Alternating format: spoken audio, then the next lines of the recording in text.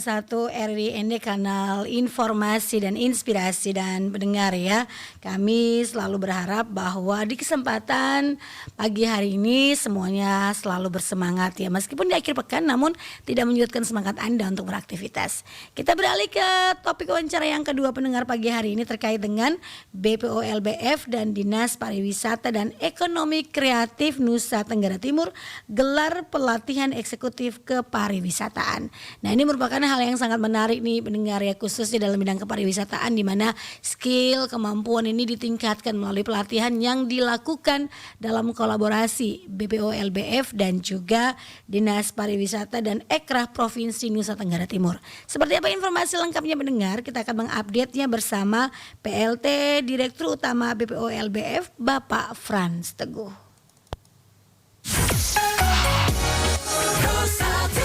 Selamat pagi Pak Frans, salam sehat.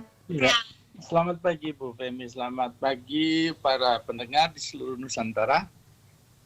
Salam sehat. Baik, terima kasih nih Pak Frans ya, meskipun di hari libur tapi terus mengupdate informasinya bersama Pro 1 RWND. Ya betul, kita ada kegiatan yang saya kira bagus juga untuk bisa diketahui oleh para pendengar karena BPO LBF bersama dengan pemerintah provinsi kita menggelarkan satu kegiatan yang saya kira sangat bermanfaat untuk meningkatkan kompetensi dan kualitas kepariwisataan kita di NTT. Oke, nah terkait dengan pelatihan eksekutif nih pariwisata Pak Frans, ini apa alasan dan tujuannya dilakukan pelatihan ini Pak? Saya kira yang pasti kita semua tahu kita punya potensi yang luar biasa ya, ada seluruh daerah kabupaten ini kan punya keunikan, kekhasan ya, punya hal-hal yang menarik wisatawan atau pengunjung dan ini kan berarti kan harus dikelola dengan baik, harus ada SDM yang mumpuni, ada kebijakan yang bagus sehingga ya orang bisa datang betah ya, bisa meningkatkan nilai ekonomi tapi sekaligus juga nilai-nilai budaya kita dijaga, lingkungan juga menjadi bagus. Jadi saya kira kita berharap pengelolaan kepariwisataan kita di semua destinasi, di semua daya tarik ini benar-benar menerapkan pendekatan yang lebih science based, punya nilai-nilai yang bisa memberikan dampak yang positif, tapi kita punya SDM yang bagus dengan kebijakan yang juga sangat mendukung dalam ekosistem kepariwisataan keseluruhan. Itu sebetulnya yang membuat kita ingin bersama-sama Pemda, makanya di dalam kegiatan ini kita ngundang hampir semua kabupaten kota di Indonesia, ya, teman-teman kepala dinas, ya, kepala sekretaris dinas atau bidang kita. Mari kita mengasah kemampuan kita, skills kita, kompetensi kita, sehingga dengan demikian kita bisa merumuskan kebijakan-kebijakan yang benar-benar cocok, sesuai, dan akhirnya bisa memberikan dampak ekonomi berkelanjutan, dampak lingkungan yang bertanggung jawab. Kira-kira seperti itu tujuan kita. Oke, baik Pak Frans. Ini pelatihan kapan dilaksanakannya dan berapa banyak pesertanya? Karena tadi disampaikan juga ini mengundang kepala dinas pariwisata dan lain sebagainya nih Pak Frans. Ya, kita menggelarkan acara ini kebetulan sudah selesai kemarin tanggal 8, kita mulai dari tanggal 5 Maret dan kebetulan kegiatan ini kita juga lakukan dengan 2 skema, jadi ada yang datang langsung ke tempat, ada juga kita berikan akses dengan digital, jadi mereka bisa join juga dengan online. Jadi kita memudahkan fleksibel flexible learning dan pesertanya yaitu tadi kita menjangkau hampir semua kabupaten kota di NTT, jadi kurang lebih dengan perwakilan masing-masing 2 atau ada yang 3 orang ya sekitar 40 sampai 50 orang sebetulnya yang hadir pada waktu itu.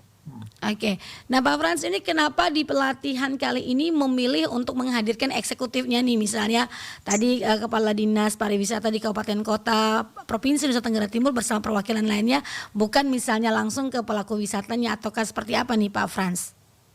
Ya, kita sebetulnya sasaran yang paling utama ini kan adalah para pengambil kebijakan di Mhm. daerah. Jadi kita ingin semua aparatur kita, termasuk juga teman-teman kepala dinas, nanti kan bisa mengadvokasi secara Mhm. lebih baik ya, sehingga kalau merumuskan satu kebijakan mengembangkan kepariwisataan dengan seluruh ekosistem ini, mereka memiliki pandangan yang sama, mereka memiliki satu knowledge yang baik dengan kompetensi yang memadai, sehingga kan hal-hal ini kan jadinya akan sesuai dengan tadi Mhm. pasar, itu satu. Jadi karena di dalam materi-materi itu kita juga mengingatkan bahwa ini ada pasar kita, potensi pasar yang luar biasa. Tapi jangan lupa loh, ada masyarakat kita loh, Mhm. ada lingkungan kita. Lingkungan ini adalah ekosistem biologis yang ekosistem bumi yang menjadi juga kekuatan karena kita punya alam, ya, kita punya budaya. Oke, Anda perlu atau kita perlu memperkuat bagaimana model pengelolaannya, bagaimana mengemasnya yang bagus sehingga teman-teman industri bisa menjual, kita bisa menyampaikan kepada pasar dan citra ini yang penting ya, citra Mhm. pariwisata kita menjadi lebih bagus. Kenapa? Ketika datang ke suatu kawasan, datang ke Labuan Bajo misalnya, datang ke Komodo, datang ke Kelimutu, pengelolaannya dengan desa wisata, pengelolaan dengan event-event yang dihadirkan, ya, ini semuanya bisa sekaligus memberikan satu nilai tambah ya, yang Mhm. semakin berkualitas, tapi juga berkelanjutan. Jadi sebetulnya secara fundamental kita ingin pemahaman-pemahaman ini oleh regulator, ya, oleh pengambil Mhm. kebijakan ini sangat benar-benar bisa diterapkan dan akhirnya ya seluruh pergerakan pembangunan kepariwisataan kita ya mulai dari perencanaannya ya mulai dengan desainnya bagaimana sistem thinkingnya bagaimana desain thinking ini sebetulnya modul-modul yang menurut kami ada 14 modul ya dan itu pakar-pakar yang datang dan memberikan sharingnya jadi saya kira ini momentum yang bagus mudah-mudahan ini adalah satu cara kita untuk meningkatkan manfaat kepariwisataan yang bisa membangun daerah kita tapi juga budaya lingkungan juga bisa tetap kita pertahankan. Oke. Dan, Pak Frans, ini apa saja materi yang dihadirkan, itu diberikan ya, kepada sekitar 40-an lebih peserta ini dan siapa saja pematerinya? Oh ya, kami mengundang teman-teman dari para pakar di bidangnya ya ini banyak yang kami datangkan dari Mhm. Bandung dari Jakarta.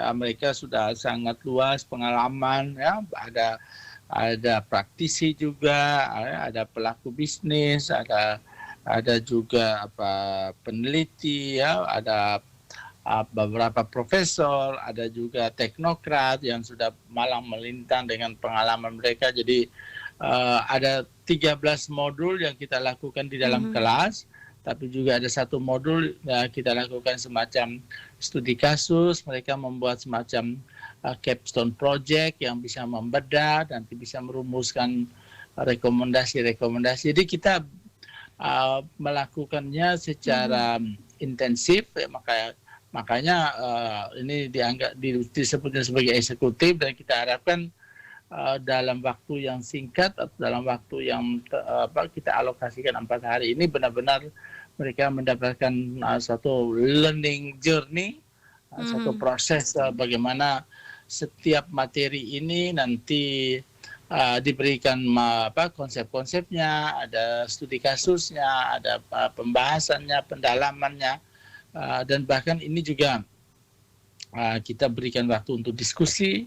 Ya, jadi materinya tadi seperti yang saya bilang, ya, ada dari Mhm. perencanaan, mulai dari desain, ya, bagaimana mereka bisa merencanakan suatu kawasan, suatu daerah, suatu event yang bagus, ya, pariwisata budaya, pariwisata alam, pariwisata bahari, ya, pariwisata kuliner, gastronomi, ekowisata. Jadi model-model pengembangan ini ya kita perkenalkan, kita perkuat dan ini sebetulnya sudah ada ya, Mhm. di potensi-potensi kita. Nah sekarang kan tantangannya adalah bagaimana kita mengelola ini secara baik. Kalau mengelola ini kan mulai dari perencanaan, ya, mulai dari bagaimana kita memastikan kriteria-kriteria yang pas, pengukuran yang bagus, ya, eksekusinya, dan sebagai penilaiannya, indikator-indikator apa yang harus diperhatikan.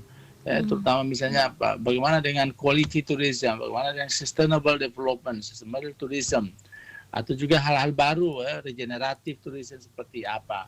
Jadi materi-materi yang kami desain dengan modul yang cukup lengkap, karena ini melibatkan teman-teman kita secara optimal, dan kita ingin hadirkan satu pola pembelajaran, dan mudah-mudahan bisa bermanfaat, dan kita harapkan ini betul-betul bisa meningkatkan kinerja kepariwisataan kita di NTT. Oke, baik, ini semangat luar biasa nih Pak Frans ya.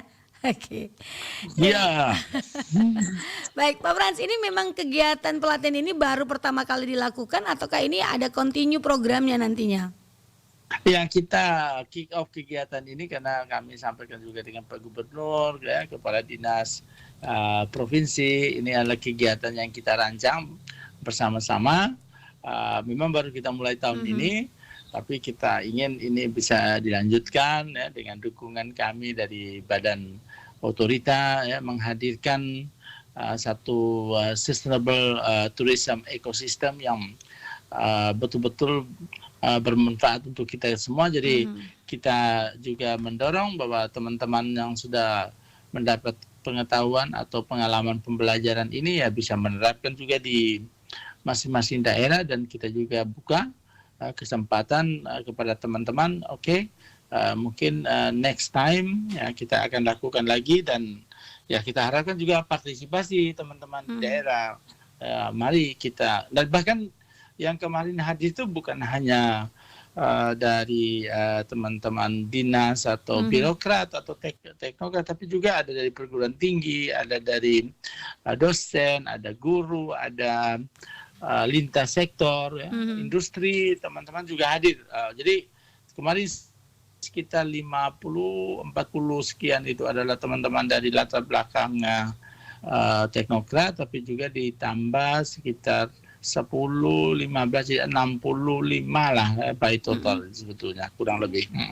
Oke, kemudian Pak Frans, dari pelatihan yang telah dilakukan ini, apakah ada program lanjutan misalnya nih untuk melihat sejauh mana nih eksistensi dari para eksekutif ini untuk kepariwisataan di Nusa Tenggara Timur? Iya, ini sebetulnya berhubungan juga dengan satuan kerja, ya, di daerah. Jadi kita kemarin memberikan semacam penegasan, ya ini harus dilakukan pendalaman, dan kita siap, ya, untuk memonitor dan melakukan konsultasi. Jadi teman-teman bisa feel free, ya, kita bisa dikontak, dan kami juga punya jejaring dengan teman-teman pakar atau dosen atau juga teknokrat yang sudah berpengalaman, sehingga kita bisa melakukan pendalaman bersama-sama dengan teman-teman. Jadi ini pelatihan ini tidak hanya sampai di sini. Jadi kita ingin mereka bisa menggunakannya, memanfaatkan, dan membuat jejaring yang lebih baik, dan kita harapkan ini bisa semakin optimal. Jadi teman-teman di daerah ini perlu memahami bahwa membangun pariwisata ini kan multidisiplin, ya, multidimensi, multi partnership.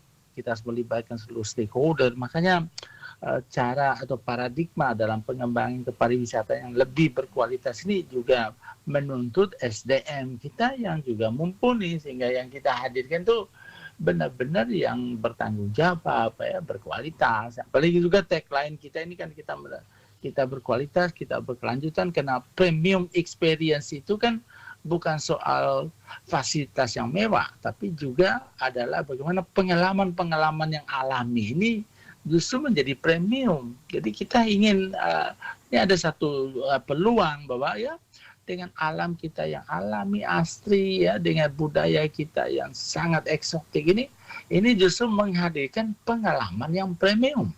Ya, dan ini sebetulnya sesuatu yang luar biasa dan dasar untuk kontes kita di NTT, ya. Oke, baik. Terima kasih Pak Fransi untuk informasinya pagi hari ini. Iya, Dan kita Bu berharap Feni, selalu ya, tetap semangat. benar. Salam pesona Indonesia, salam Indonesia maju bersama-sama. Oke, terima kasih Pak. Selamat pagi dan selamat berakhir pekan. Pagi.